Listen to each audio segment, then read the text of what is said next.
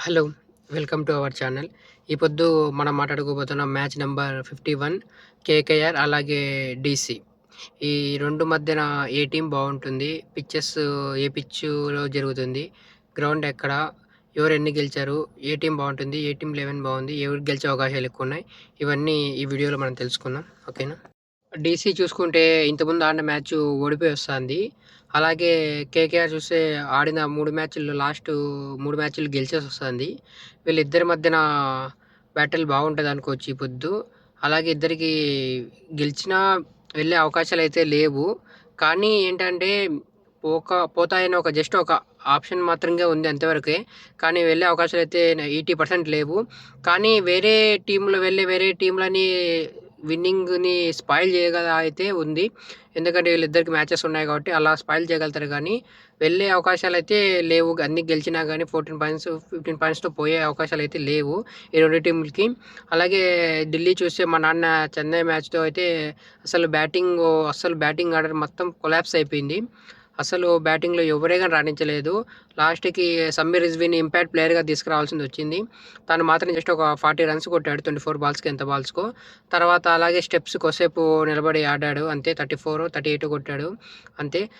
దాని తర్వాత బౌలింగ్ చూసుకుంటే జస్ట్ మిచెల్ స్టార్క్ 30 రన్స్ ఎంతనో ఇచ్చాడు 4 ఓవర్స్‌కి కొంచెం బెటరు. తర్వాత అక్షర్ పటేల్ ఒకరోజు బాగా చేశాడు. కానీ ఆ మ్యాచ్ జస్ట్ 155 ఎంతనో కొట్టినారు. ఆ మ్యాచ్ 155 ఎంతో కొట్టి ఆ మ్యాచ్ ఓడిపోయారు చెన్నైతో. సంజు శాంసన్ అమేజింగ్ న్యాక్ ఆడాడు ఆ మ్యాచ్‌లో. దానివల్ల ఆ మ్యాచ్ ఓడిపోయారు. అలాగే తర్వాత కేకేఆర్ అయితే ఆడిన సన్‌రైజ్ మ్యాచ్, ప్యూర్ మ్యాచ్. ఆ మ్యాచ్ గెలిచేసొస్తాంది. వాళ్ళ కాన్ఫిడెన్స్ అయితే హైగా ఉంది. 3 మ్యాచ్‌లు ఆడితే 3 మ్యాచ్‌లు గెలిచారు. అందులో వీళ్ళ ఓపెనర్స్ కూడా ఫామ్‌లోకొచ్చారు. బా ఫామ్‌లో ఉన్నారు. పోయిన మ్యాచ్ కూడా బాగా ఆడారు. రహానే గానీ, టీమ్ సైఫర్ట్ గానీ, తర్వాత గ్రీన్ గానీ, తర్వాత లాస్ట్‌లో వచ్చిన రింకు సింగ్ ఫినిషింగ్ గానీ చాలా బాగుంది పోయిన మ్యాచ్‌లో. అలాగే బౌలింగ్ గూడా తర్వాత నరైన్ చాలా బాగా బౌలింగ్ చేశాడు. తర్వాత అలానే వరుణ్ చక్రవర్తి కూడా చాలా బాగా బౌల్ చేశారు. వాళ్ళిద్దరే కలిసి 5 వికెట్స్ తీసుకున్నారు. సన్‌రైజ్‌ని జస్ట్ 165కి ఆల్ ఔట్ చేశారు. ఇప్పటికైతే బాగుంది టీమ్ అనిపిస్తాంది. ఢిల్లీ చూస్తే చాలా మిస్టేక్స్ చేస్తాంది. బ్యాటింగ్ ఆర్డర్‌లో గానీ, తర్వాత ఫీల్డింగ్ చేంజెస్‌లో గానీ, చాలా మిస్టేక్స్ అయితే కనిపిస్తున్నాయి ఢిల్లీలో. అవి ఢిల్లీ ఈ మ్యాచ్ కన్నా చేంజ్ చేసుకొని మేబీ వస్తే బాగుంటదనుకుంటున్నా. అయితే అన్‌కంఫర్ట్‌గా ఉంది. గెలిసి బ్యాటింగ్ ఎందుకు తీసుకుంటారో అర్థం కావడం లేదు. ఢిల్లీ గ్రౌండ్‌లో అసలు ఒక మ్యాచ్ అయితే ఆర్‌సీబీతో జస్ట్ 74కి ఆల్ ఔట్ అయిపోయాడు. టీమ్స్ కూడా చానా ఎక్కువ ప్లేయర్‌లను చేంజ్ చేస్తున్నారు. అలా కాకుండా కొంచెం టీమ్‌ని కంట్రోల్‌గా పెట్టుకొని కొంచెం ఓపెనర్స్ బాగా ఆడితే ఈ మ్యాచ్ ఆడాలా అలాగే నిషంక కూడా ఈ మ్యాచ్ ఆడాలా. వాళ్ళిద్దరు ఓపెనర్స్ మంచి స్టార్ట్ అందిస్తే బావుంటది. అక్షర్ పటేల్ అయితే అసలు బౌలింగ్ పర్లేదు గానీ, కెప్టెన్సీలో గానీ, తర్వాత తను చేసే బ్యాటింగ్‌లో అయితే 10 మ్యాచెస్‌కు జస్ట్ 33 రన్స్ మాత్రమే కొట్టినాడు. కానీ తన బ్యాటింగ్ ఏమో ముందుగానే వస్తున్నాడు. కానీ ఎందుకో అర్థం కాలేదు. తన ఫామ్‌లో లేనప్పుడు కొంచెం కిందికెళ్ళి ఎవరైనా ముందుకు పంపిస్తే బాగుంటది అనిపిస్తుంది. ఎందుకంటే కెప్టెన్సీ కూడా అంతగా పర్ఫెక్ట్‌గా అయితే లేదు. టాస్ గెలిచినప్పుడు ఒకసారి బ్యాటింగ్ తీసుకుంటున్నారు. ఎందుకు తీసుకుంటున్నారో అర్థం కావడం లేదు. అలా పోయిన మ్యాచెస్ గానీ, అంతకుముందు ఆర్‌సీబీ మ్యాచెస్ కూడా అట్లే ఉంది. ఇంతకుముందు మ్యాచ్ 265 కొడితే ఆ టోటల్ స్కోర్ కూడా నిలబెట్టలేకపోయినారు. కానీ ఈసారి ఇలా బౌలింగ్ బాగుంటది కాబట్టి బాగా ఎంగిడి, తర్వాత మిచెల్ స్టార్క్ వీళ్ళిద్దరి కాంబినేషన్ బాగుంటది. అలాగే ఇటుపక్క నారాయణ్, తర్వాత వరుణ్ చక్రవర్తి వీళ్ళది కూడా స్పిన్ బాగుంటది. నా ఫీలింగ్ ఏమనుకుంటున్నానంటే వీళ్ళిద్దరిలో నాకు తెలిసి ఢిల్లీకే గెలిచే అవకాశాలు ఎక్కువుంటాయి. ఎందుకంటే ఢిల్లీ టీమ్ బాగుంది. బ్యాటింగ్ గానీ, బౌలింగ్ గానీ అన్ని విధాలుగా బాగుంది. అలాగనే కేకేఆర్ కూడా సేమ్ అలాగనే ఉంది. కానీ నేనేమనుకుంటా అంటే నాకైతే ఎక్కువ ఛాన్సెస్ ఢిల్లీనే గెలుస్తదనిపిస్తాంది. అలాగని వీళ్ళిద్దరి మధ్యన హెడ్ టు హెడ్ చూసుకుంటే 35 మ్యాచెస్ జరిగాయి. 35 మ్యాచెస్‌లో 15 మ్యాచెస్ ఢిల్లీ గెలిస్తే, కేకేఆర్ ఏమో 19 మ్యాచెస్ గెలిచింది. పెద్ద డిఫరెన్స్ అయితే లేదు. తర్వాత ఇప్పుడు జరిగే ఈ గ్రౌండ్‌లో ఢిల్లీ గ్రౌండ్‌లో కేకేఆర్ 6 మ్యాచ్‌లు గెలిస్తే, డీసీ 5 మ్యాచ్‌లు గెలిచింది. అలాగే వీళ్ళతో లాస్ట్ 5 మ్యాచెస్ చూసుకున్నా గానీ కేకేఆరే హెడ్‌గా ఉంది. కేకేఆర్ 3 గెలిస్తే ఢిల్లీ 2 మాత్రమే గెలిచింది. ఎట్లా చూసుకున్నా గానీ అన్ని విధాలుగా అయితే కేకేఆరే పైనుంది.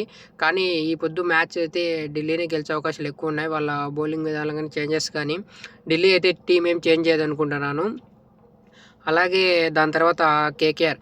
కేకేఆర్ కూడా పతిరానా వస్తాడు అంటున్నారు. ఇంజూరీ అయిపోయింది, నెక్స్ట్ మ్యాచ్ అని చెప్తున్నారు. కానీ ఇంతవరకు అయితే పతిరానా అసలు కనరాడం లేదు.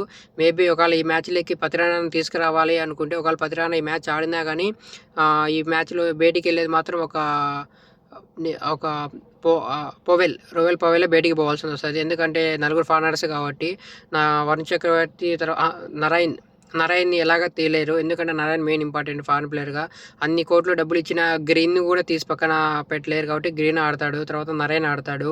దాని తర్వాత ఓపెనింగ్ ఇప్పుడే తను కూడా ఫినాలే కూడా ఫామ్లోకి వచ్చి కొంచెం కిక్ నాకు బాగా ఆడాడు కాబట్టి తన్ను తీయలేరు. ఇంకా ఉండేది అంటే ఒక పొవెల్ బాగానే ఆడుతున్నాడు.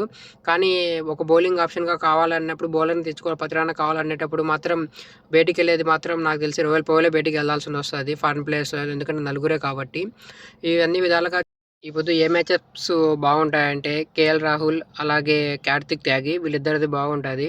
అలాగే ఇటు పక్క చూస్తే మిచెల్ స్టార్క్ ఎంగిడి వేసే ఓపెనర్లకు వాళ్ళిద్దరిని ప్రెజర్ పెట్టడానికి కూడా ఒకరేమో ఎక్స్పెన్స్ ఫేస్ చేస్తారు, ఒకరేమో స్లో డెలివరీస్ కట్టర్స్ వేస్తారు. ఇది కూడా బాగుంటుంది. వీళ్ళిద్దరు బౌలింగ్లో ఓపెనర్స్ ఎలా ఎదుర్కొంటారు చూడాలి మళ్ళీ కేకేఆర్ ఓపెనర్స్. అలాగే కెమెరన్ గ్రీన్ తర్వాత అక్షర్ పటేల్ ఇది కూడా బాగుంటుంది. వీళ్ళిద్దరి మధ్యన కాంటెస్ట్ కూడా. స్పిన్ బాగా ఆడతాడు కాబట్టి కెమెరన్ గ్రీన్.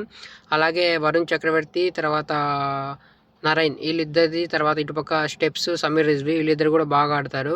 అలాగే నితీష్ రాణా తను కూడా బాగా ఆడతాడు స్పిన్కి. మళ్ళీ చూడాలా ఈ మ్యాచప్స్ అయితే చాలా బాగుంటాయి. పర్సనల్గా నేను ఈ పొద్దు సజెస్ట్ చేసేది నేనేమనుకుంటున్నానంటే, ఈ రెండు టీముల మధ్యలో నాకు తెలిసి ఢిల్లీ గెలుస్తుందని నేను అనుకుంటున్నాను. ఎందుకంటే కొంచెం ఢిల్లీకి ఎడ్జ్ ఉంది, బ్యాటింగ్ బౌలింగ్ బాగుంది కాబట్టి. అందులో ఢిల్లీలో కాబట్టి నేనైతే ఢిల్లీ గెలుస్తుంది అనుకుంటున్నాను. టాస్ ఎవరు గెలిచినా కానీ చేజింగ్కే వెళ్తారు. ఎందుకంటే ఈజీగా చేజ్ చేయొచ్చు, నైట్ గేమ్ కాబట్టి, డ్యూ వస్తుంది కాబట్టి నేనైతే ఢిల్లీనే అనుకుంటున్నాను ఈ మ్యాచ్ గెలిచేది. ఇంతవరకు మన వీడియో చూసినట్టుకుంటే ఒక లైక్ చేయండి, కామెంట్ చేయండి, అలాగే మన ఛానల్ని సబ్స్క్రైబ్ చేసుకోండి. Okay, thank you.